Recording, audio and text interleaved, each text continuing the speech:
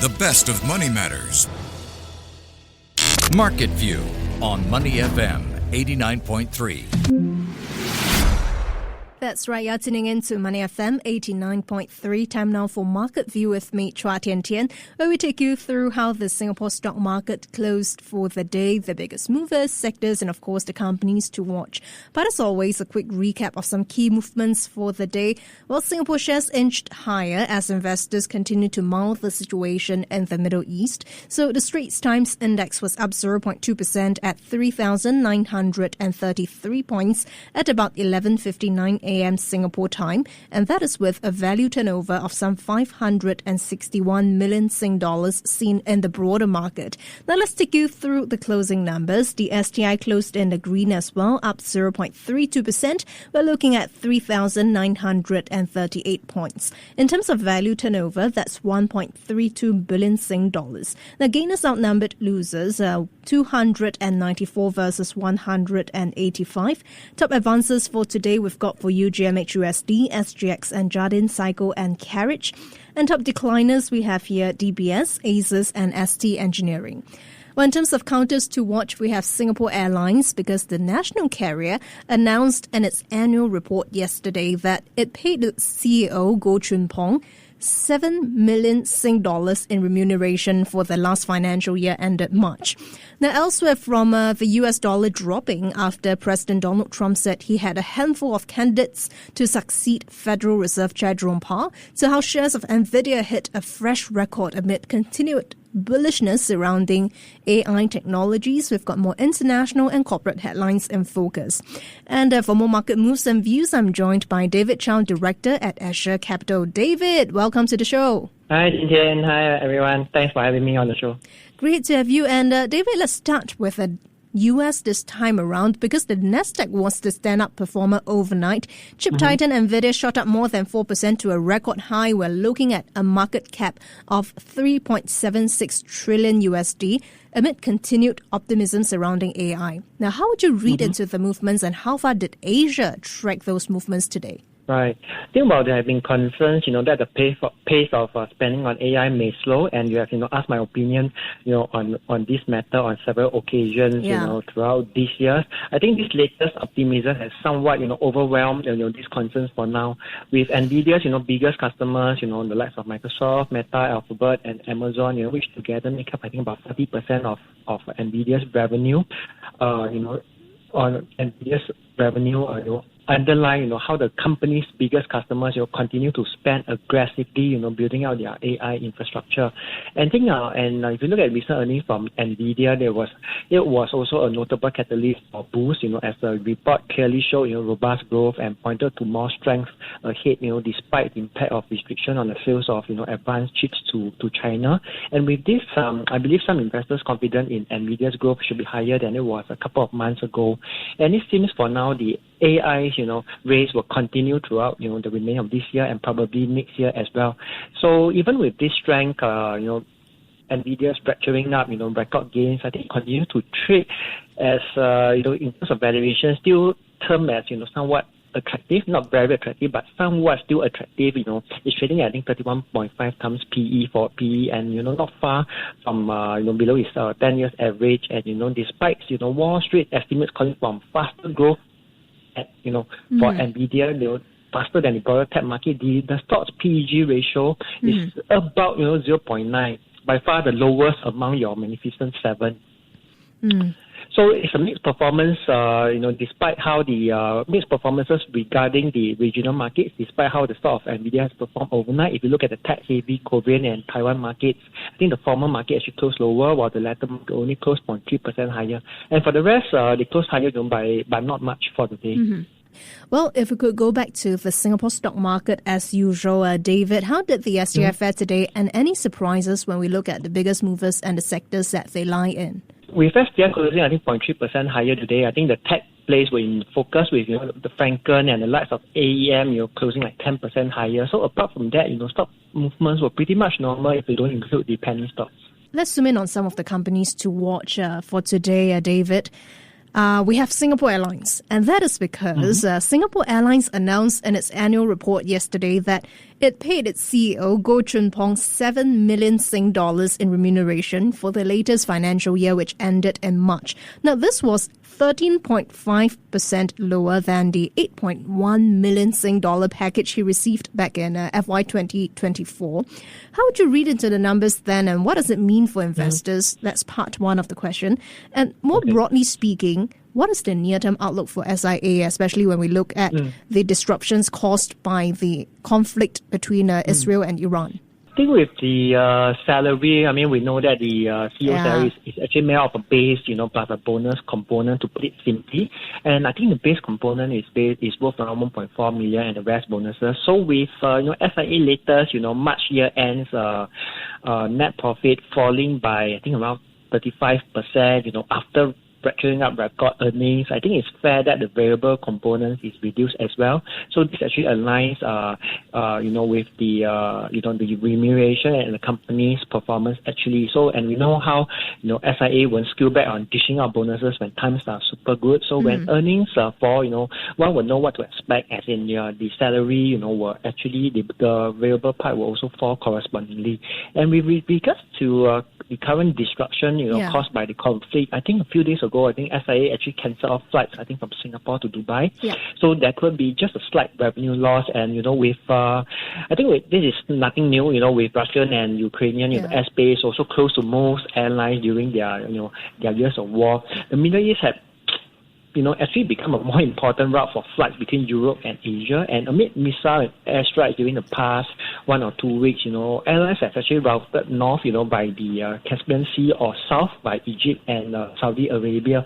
So, this would, of course, tend to have a effect on increased fuel and crew costs from these long detours and cancellations. And carriers also face a potential hike in jet fuel costs, as oil prices, as we see, it actually rose following the U.S. attacks. But in fact, if we analyze in depth, we could see that for airlines like Qantas, Cathay, Singapore Airlines, and Japan Airlines, they have actually the most aggressive hedging positions among your Asia-Pac carriers, which will offer somewhat a layer of protection if oil prices continue to rise. And so for that, I would say the impact to SIA would just be mixed. Net will be a mix. I see. Now, another counter that we want to keep our eyes on for today, David, is Sembcorp Industries, because Sembcorp Industries said in a boss filing yesterday that its wholly owned unit, Sembcorp Solar Vietnam, faced a delay in the acquisition of a 49-megawatt hydropower asset in Vietnam. I believe such news relating to Vietnam are not new, but what does it say about the risk of business operations in the country, and what does this mean for investors then?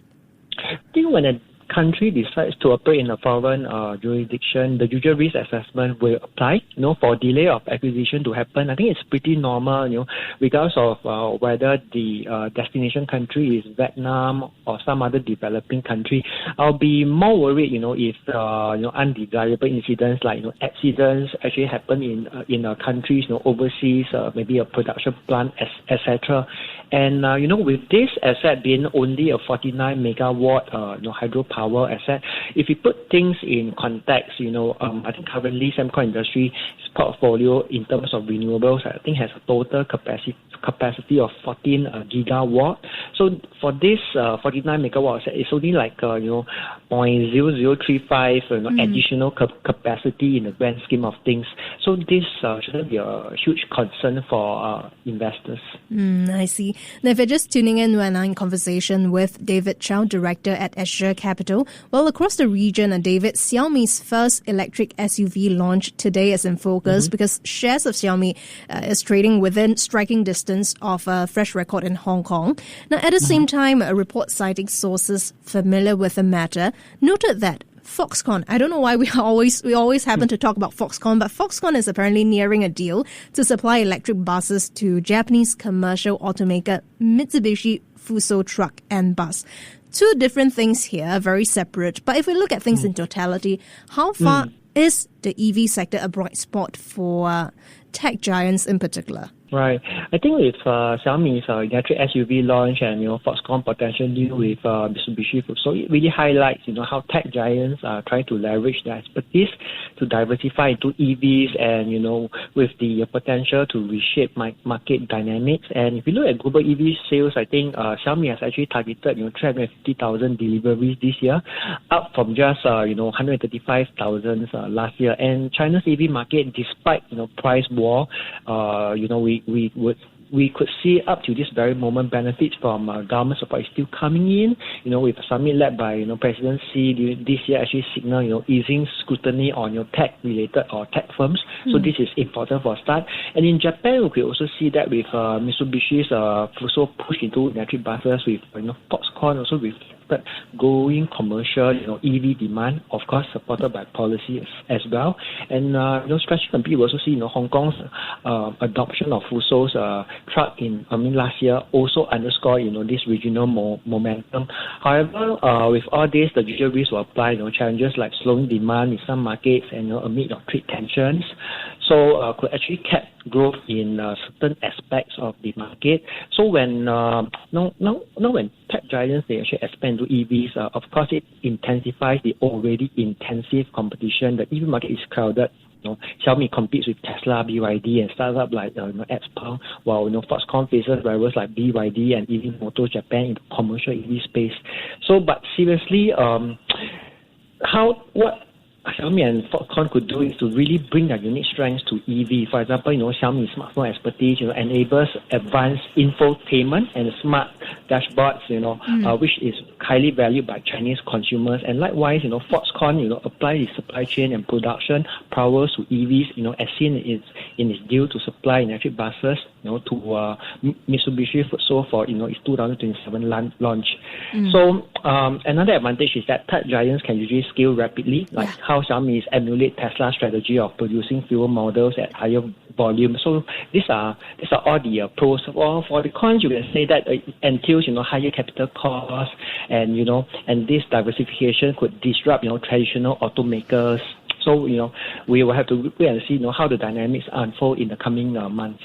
I see. Now, further away, David, we want to talk about Shell because Shell has denied the report by the Wall Street Journal that it is in active talks about acquiring its London-based rival BP. Now, so a spokesperson said this is further market speculation, adding that no talks are taking place. So the question for you then, how realistic is an acquisition given the size of BP, and what will an acquisition of BP mean not just for Shell but for any oil or energy major seeking to do so? I could probably discuss or debate these questions to great length. Yeah. But in short, BP has a market cap of around 76 B, and Shell will be around 200 B. So Shell is nearly twice BP sizes, and acquiring a company of BP scale will still represent one of the largest merger in the industry, potentially valued at 80 B or more because you tend to have to pay a premium. So I think the financial feasibility hinges on several factors. One is that BP stock has underperformed this year. I think we're losing nearly 20% of its value over the past year due to weak oil prices and some strategic missteps. So this creates an attractive valuation gap. With historical takeover premiums, I think in the oil industry, if I remember correctly, I think ranging from about 25 to 40%, suggesting potential upside for BP shareholders. However, BP balance sheet carries some debt to the tune of 77 billion, so partially tied to legacy issues like Deepwater Horizon. So this will tend to complicate the deal as it could actually strain the acquirer's balance sheet. And I would say that this transaction could also involve a mix of equity and cash. With recent oil industry mergers actually favoring higher equity components to preserve financial flexibility. And financial issues aside, there are also regulatory and operational challenges to this potential merger. And because this combined entity, if it's to happen, will control nearly 5.4 million barrels of oil equivalent daily, you're creating a European giant, which will rival, your likes of your ExxonMobil and your Chevron. And I think this could actually trigger some investigation from the, European Commission and some antitrust commission, So this may complicate the whole structure. And then if you ask me what would be the implication for, other energy oil majors, I think successful deals could actually reshape this global energy landscape, creating a European giant, capable of competing with U.S. oil majors, while potentially potentially setting new benchmark for operational skill and energy transition strategies. However, as I said earlier on, regulatory and integration challenges would make such a deal a complex thing. So, this is my take for this potential deal. Okay. And I would like to get your take on another thing as well, how the US dollar dropped after US President Donald Trump said he had a handful of candidates to succeed Fed boss Jerome Powell, fueling rate cut bets. Now, this is not the first time that Trump has criticized Powell, including, wanting to fire him as well. But how have investors reacted to the news? Is it a knee-jerk reaction, or would you think there is some actual consideration by investors as to really what is next, given how Powell's term is coming to an end in May next year? I think the financial markets reaction is a reflection of a mix of knee-jerk reaction and deeper consideration by investors. Knee-jerk in the sense that when it happened, I think when this sort of incident happened in, I think as early as late April this year, I think we will see the dollar falling as well, and the S&P also falling. So that immediate sell-off actually suggested a reflective response to Trump's rhetoric, which markets have historically treated as a signal for potential policy disruption. And his earlier threats to fire Powell also triggered, similar volatility with equity index futures also, jumping nearly 2% when he backed off, in April. So, we can see the online betting markets such as Kalshi also saw a doubling of the odds of Powell leaving by year end, from 1 in 8, I think, to about 1 in 4, after Trump's April remarks, indicating speculative positioning rather than fundamental analysis. So this suggests some investors are reacting impulsively to Trump's rhetoric without any concrete evidence of actual policy shift.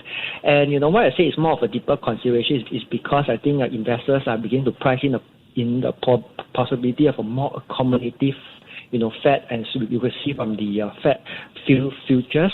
And, we have discussed previously that investors are increasingly wary of Trump's attack on Fed independence, a cornerstone of U.S. financial stability. So this actually provoke some deeper thoughts among investors. And lastly, the May 2026 timeline actually give market time to digest, potential candidates and their policy leanings. But without specific names or reactions, I think the reaction remains heavily sentiment-driven for now. I see. Thanks so much for the insights, David. That was David Chow, Director at Azure Capital. Thank you so much for joining us on Money FM 89.3. Before acting on the information on Money FM, please consider if it's suitable for your own investment objectives, financial situation, and risk tolerance.